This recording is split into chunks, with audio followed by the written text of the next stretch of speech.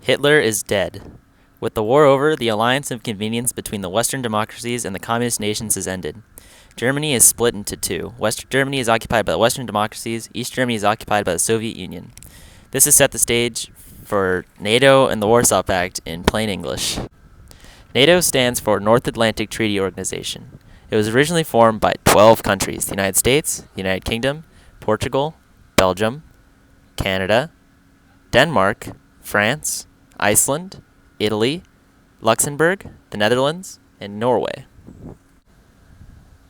The Warsaw Pact, named after the place it was signed, was originally composed of 8 countries: Albania, the Soviet Union, Bulgaria, Czechoslovakia, East Germany, Hungary, Poland, and Romania. But why were these alliances formed? NATO was formed in order to combat growing Soviet influence throughout the world.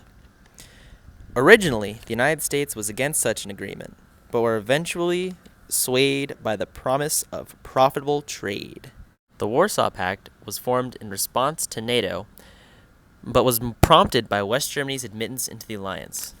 The admittance of a country bordering a Soviet-controlled nation was too much for the Russians, and so the Warsaw Pact was signed. This definitely increased tensions throughout the world. Now it was certainty that any conflict between the nations would be a third world war. The formation of these alliances contributed significantly to the buildup of tension and was a catalyst to further nuclear armament. It also impacts today's world, with NATO still being a global force projector. At the end of the Cold War, the Soviet Union had collapsed. The Berlin Wall had fallen, and the Eastern Bloc was free. In the early 1990s, the Warsaw Pact was dissolved as a show of good faith. NATO was not, and was in fact expanded to include Poland and the Baltic Sisters. Even though the Cold War was over, the United States and the Western democracies still did not trust Russia. There was simply too much Vlad blood. So that's it. The Warsaw Pact is now a forgotten memory, and NATO is still active in politics today. Thanks for watching.